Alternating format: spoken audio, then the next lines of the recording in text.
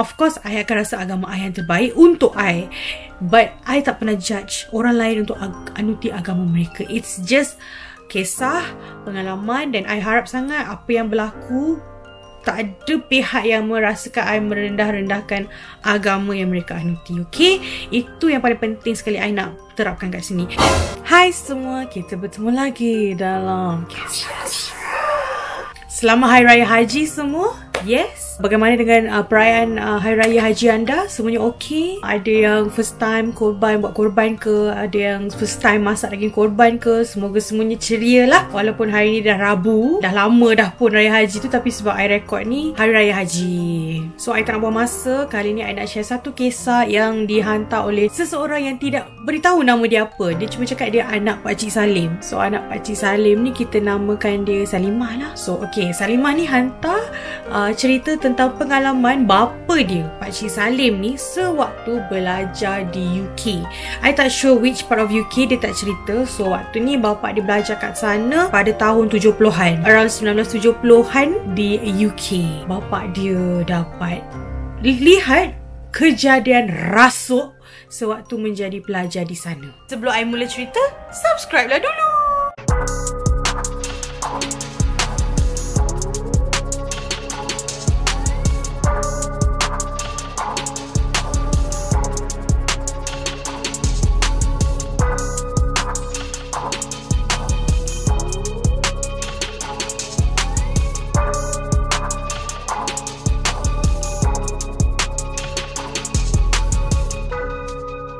Okay, kejadian ni dia tak ada spesifik tahun bila, bulan apa. Dia tahu in the 70s. And waktu ni spring, musim bunga. Menurut Salimah, bila musim bunga ni, waktu tu dia tak terlalu, cuaca ni tak terlalu sejuk, tak terlalu panas. Kenapa dia kena bagi tahu ni? Sebab nanti dekat dalam cerita tu akan adalah reason kenapa. Bapa dia kata kalau keluar pun tak perlu pakai jaket sangat sebab angin dia sejuk tapi tak freezing lah. I tak tahu sebab I tak pernah ke UK. So I selalu tengok movie, I dengar cerita macam okay lah, so faham. Anyway, bapak dia cerita masa bapak dia study kat sana, bapak dia mula-mula masa sampai duduk dengan a host family. Host family ni macam konsep keluarga angkat lah. Local people kat sana apply untuk ambil foreign student ni untuk duduk dengan diorang. Korang ingat tak? I tak sure dekat sekolah you guys, tapi masa zaman I sekolah, kita ada student exchange.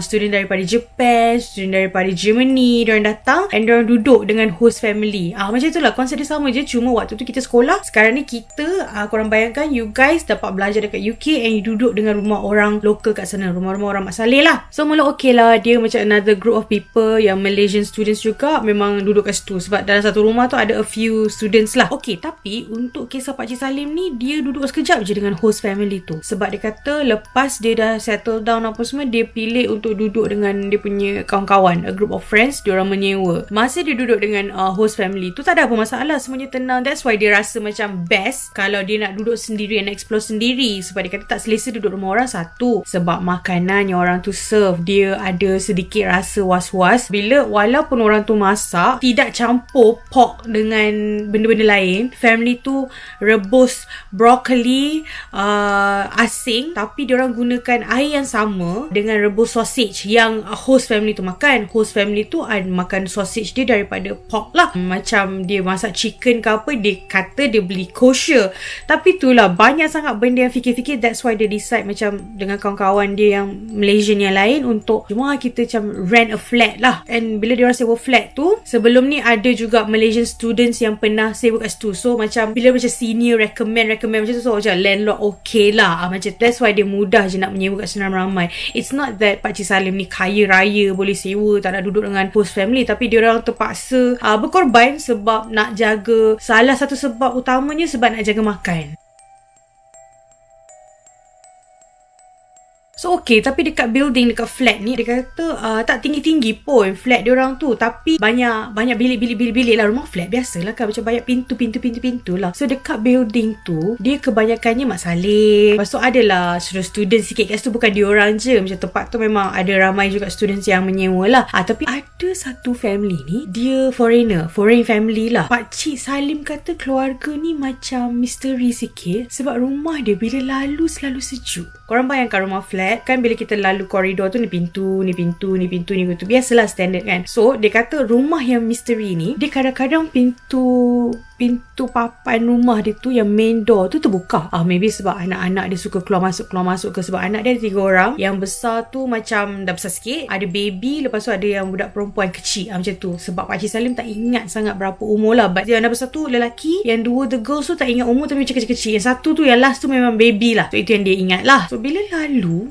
kan dia cakap musim bunga ni dia tak sejuk dan dia tak panas sangat. Tapi kalau lalu rumah this foreign family ni, dia macam selalu rasa hawa sejuk tau. Macam dia macam angin yang keluar daripada rumah tu macam sejuk. And pernah juga bila diorang jalan-jalan, ramai-ramai lah ni kan, lepas tu bila diorang lalu situ diorang rasa sejuk. And Pakcik Salim memang pernah pegang pintu rumah tu, sejuk. Rumah tu je. Lalu kat depan rumah dia je sejuk. Bila dah lepas pintu rumah dia tu, lalu kat tempat orang lain, biasa je. Diorang memang panggil tu the mystery house lah, sebab sejuk. And family tu walaupun dia keluar masuk, diorang tak greet other people. Tak sure whether they can speak English ke tak, tapi Pakcik Salim kata memang mostly diorang cakap Spanish. So tak tahu warga negara apa, tak pasti, sebab tak semua orang yang dari Spain sahaja yang speak Spanish. Ada juga orang daripada negara-negara lain yang speak Spanish. So tak tahu bangsa apa, tapi as long as dia tak kacau, and then okay je lah. Cuma dia kata the down part of family tu, the husband is abusive. Dia macam suka gaduh-gaduh lah. Diorang selalu dengar orang cakap macam tu lah. Dia mula-mula tak tahu pun tu bahasa apa, tapi kawan-kawan lain lah yang masalah lain bagi tahu it's Spanish. Dia pun tak tahu beza Spanish, Italian ke apa, time tu tak pasti pun. Tapi orang cakap Spanish lah. So the husband tu memang abusive. Kadang diorang gaduh, pintu tu buka juga, macam boleh dengar. So macam okay lah, maybe family ada problem, that's why dia tak nak bergaul dengan orang lain. So tak kisahlah. Cuma family misteri yang kuat gaduh ni, rumah dia sejuk sangat.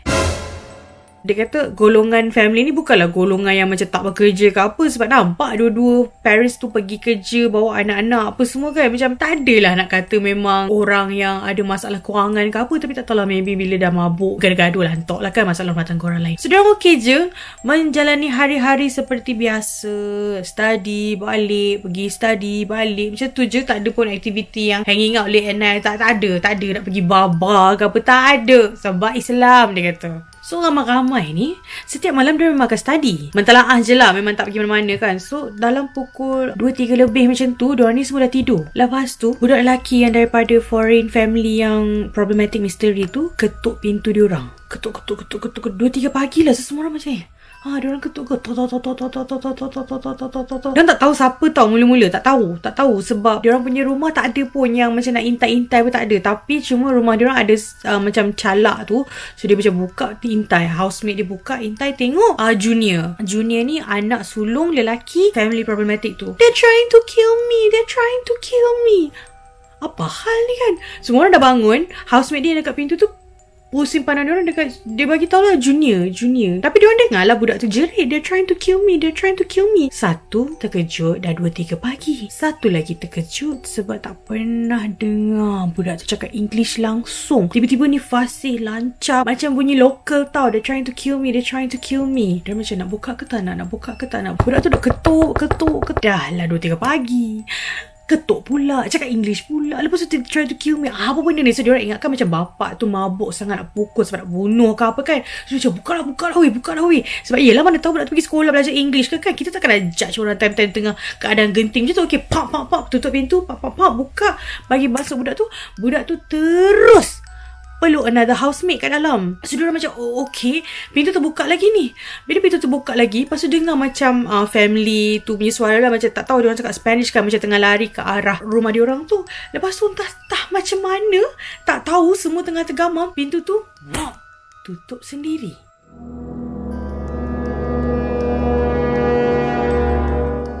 Lepas tu yang kat luar duduk ketuk Junior.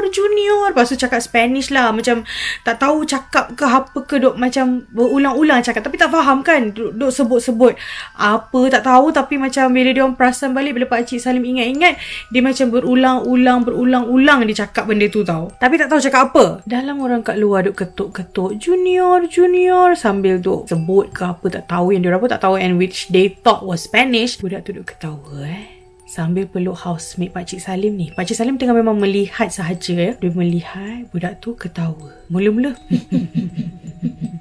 slow je dia kata, ketawa slow. Lagi orang kat luar duk ketuk pintu. Makin kuat. Makin kuat dan makin garau. Dia tengah peluk housemate Pakcik Salim. Budak tu budak je. So dia tak tinggi mana. Budak peluk macam kat area kaki je lah. So muka dia tertekuk dekat peha tu. Tapi bunyi ketawa ni kuat jelas tau. Patutnya mestilah macam muffled sikit sebab you punya muka tertekuk kan. Tak tahu suara datang daripada mana, dah ketawa kuat, garau sangat. Satu rumah dengar. Yang kat luar masih duk panggil. Housemate Pakcik Salim yang dekat pintu ni nak buka lah pintu tu. Tak boleh. Dia pusing tumpul nak tarik. Tak boleh.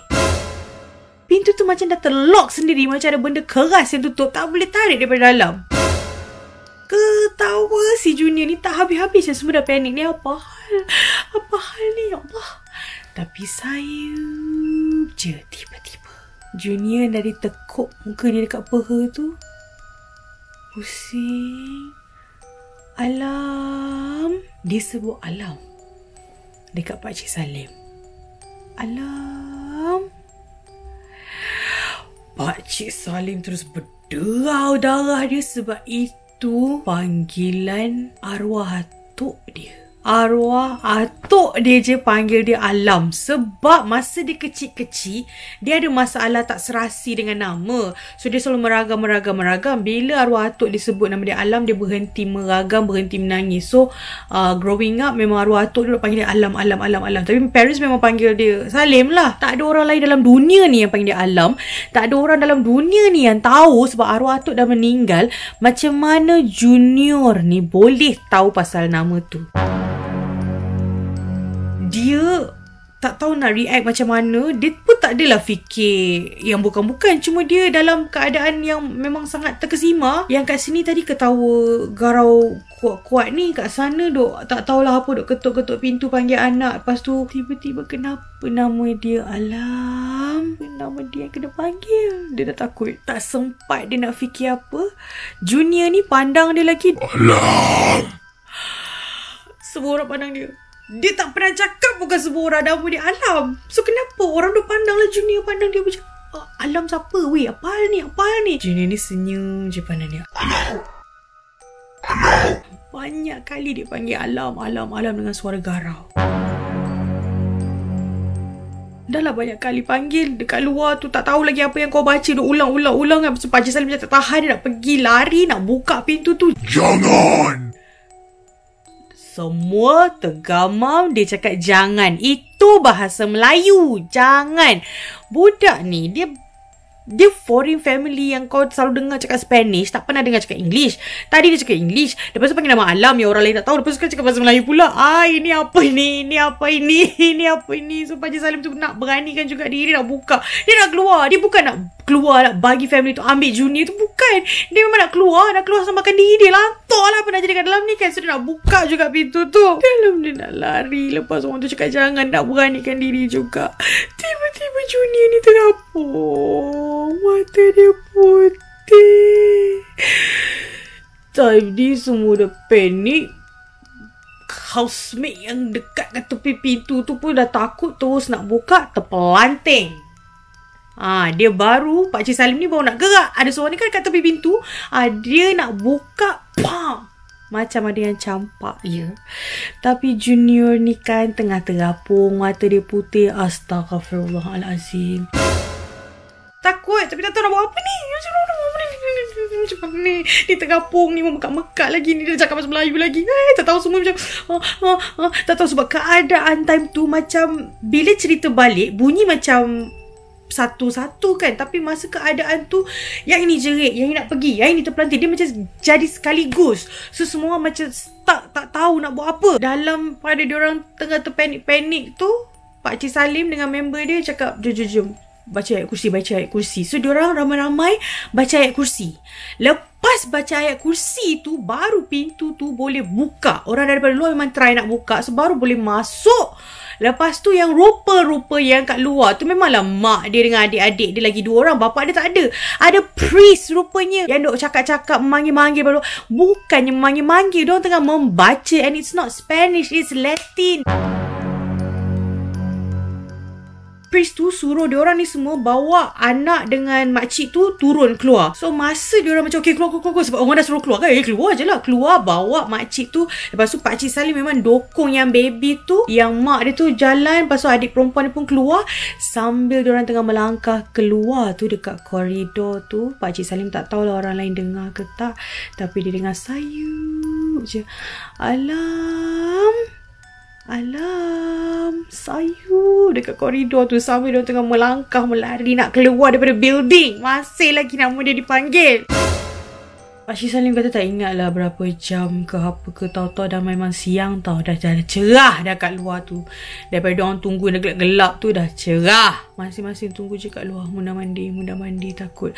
Pakcik Salim dalam hati dia masih baca ayat kursi. Ulang je baca ayat kursi sebab dia nama dia dipanggil. Dia takut sikit berbanding yang lain yang macam dah lega, dah boleh isap ukuk kat luar. Tak. Dia dalam hati dia memang takut. Tapi dia tengah pegang baby tu. So dia macam sambil dia tenangkan baby tu, dia baca je dalam hati dia, baca ulang kali ayat kursi. So memang dah lama sangat ni, tiba-tiba nampak priest tu keluar. Priest tu keluar sambil dokong Junior. Konon everything dah okay. So semua dah boleh masuk balik. Priest tu dah pas anak dia dekat makcik tu. Dia buat cross punya sign dengan tangan lah, apa semua dia pas. Dia buat juga dekat semua budak-budak ni. Dengan Pakcik Salim pun dia begitu-begitulah kan. I malas lah nak buat. Nanti kontroversi walaupun I tak ada niat apa-apa. So Pakcik Salim tak ada kisah pun. Lantaklah kau nak buat sign apa semua. Agama aku, agama kau. Kalau itu cara kau lepas kau dah habis buat exorcism tu, suka hati kau lah. Tapi ia tidak menggugat iman Pakcik Salim. So Pakcik Salim biar je diam sebab menghormati orang tu tengah buat agama dia. Bukannya dia suruh Pakcik Salim ni masuk jadi Kristian kan. Macam sebelum priest tu pergi, dia buat macam tu untuk protect lah, supaya tak terkena gangguan daripada the demon lah kot. Tak kisahlah time tu sebab semua pun dah penat. Lantok lah, kau buat cross lah. So masa diorang semua nak masuk dalam, nak masuk balik rumah masing-masing, sebab priest tu kata dah cleanse lah, dah settle everything, budak lelaki tu minta turun daripada mak dia. Sebab priest tu dah bagi mak dia kan, macam mak dia suruh dokong. Dia minta turun, dia pimpin tangan Pakcik Salim. Pakcik Salim okey je lah, sebab dia tengah pegang adik pun, kira nak pimpin tak apalah. Budak ni tak cakap apa tau, dia pimpin je nak masuk dalam. Priest pun belum beredar pun lagi, masih kat situ sebab nak masuk sekali dengan mak dia ke rumah. Sambil jalan tu, dekat telinga Pakcik Salim, alam. Suara arwah atuk dia bisik, panggil nama dia dalam 3 kali. Pakcik Salim terus pusing tengok muka budak yang dia pimpin tu. Budak tu senyum kat dia. Pakcik Salim nak lepas tangan tu, tak boleh.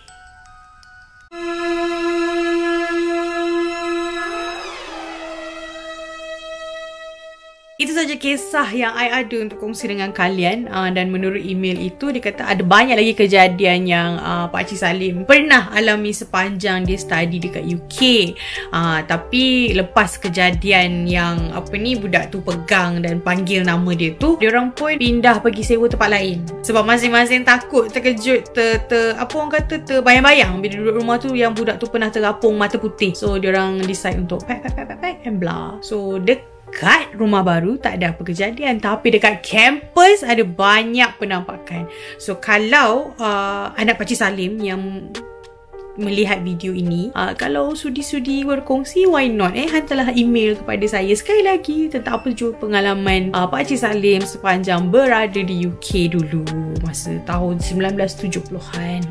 So pengajaran daripada kisah ini ialah satu, it's a good thing that Pakcik Salim pilih untuk keluar daripada host family. Sebab maybe banyak pihak terlepas pandang when it comes to food. Bab makan, kita tak tahu pinggan tu dah dipakai ke, cutlery tu dah dipakai ke. So bila kita tak nampak, kita tak payah was-was sebab orang tu dah cucikan apa semua.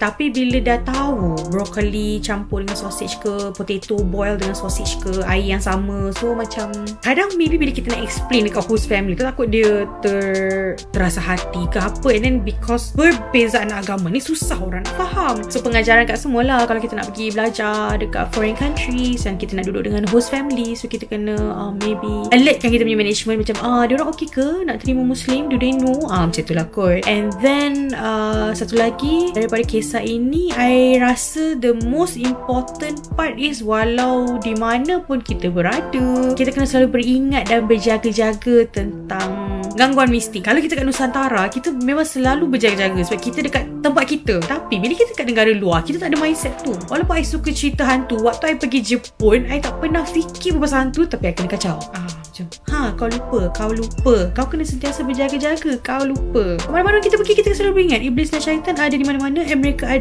akan sentiasa ada untuk mengganggu gugat keimanan kita. Bila I nak cerita ni, I bukan nak cakap Christianity kalah dengan Islam. I tak boleh cakap macam tu. I bukan nak merendah-rendahkan Bible sebab bila dah baca ayat kursi baru pintu tu boleh buka. I bukan nak merendah-rendahkan ayat-ayat dalam Bible. I bukan nak merendah-rendahkan agama orang lain. Tetapi dalam situasi ini, kita kena selalu ingat syaitan, iblis ni semua dia memang suka mengganggu gugat keimanan kita semua. So kepada semua orang yang beragama memang akan diganggu. So dalam hal ni, I harap I tidak mencetus apa-apa perasaan yang kurang enak daripada viewers I yang bukan beragama Islam. Of course, I akan rasa agama I yang terbaik untuk I, but I tak pernah judge orang lain untuk anuti agama mereka. It's just kisah, pengalaman, dan I harap sangat apa yang berlaku tak ada pihak yang merasakan I merendah-rendahkan agama yang mereka anuti. Okay, itu yang paling penting sekali I nak terapkan kat sini. It's just a pengalaman seseorang, dan tak ada nak cakap yang ini lagi bagus, ayat ni lagi bagus. Tak ada. Saya tak nak mencetuskan apa-apa pergaduhan. It's just kisah seram yang dilalui oleh Pakcik Salim dan anak Pakcik Salim share dengan kita, Salimah. Thank you Salimah. Bye. Assalamualaikum.